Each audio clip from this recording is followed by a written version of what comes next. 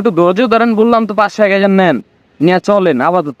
আরে হুজুর বললাম তো যে আমরা কমিটিরা পয়সা, তারপরে টাকাটা উঠে আপনার টাকা দিয়ে দিব, আপনি তো চেতেন কা ডাক্তার বান কিনলে ভাই টাকা দিলি তো আর বেচে আর বেচে আর পয়সা দেখা হবেন কে ভাই, দেখা হবেন কে? আরে ভাই জানতো ভাই আমার টাকাটা দেন ভাই, আমরা তো আইন ভাই টাকা।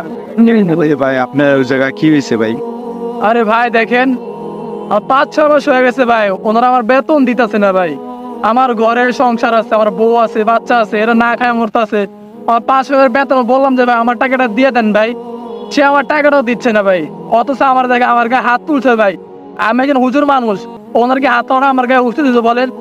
আপনার ভাই আপনি বিচারটা করেন ভাই। ভাই এই যে ফুলজুরের বেতন তো 6-7 হাজার টাকা বেতন পায়, আমরা তো 20-22 হাজার টাকা বেতন পাই, আমরা মনে করেন চলতে পারি না। আর ফুলজুরে 6-7 হাজার টাকা বেতন পাই, কিভাবে চলতে পারি? আমরা হুজুরের বেতনটা দিয়ে দিলেই তো হয়। জি ভাই, আপনি তো কথাটা ঠিক বলছেন, কিন্তু ভাই আমাদের মনে করেন মসজিদের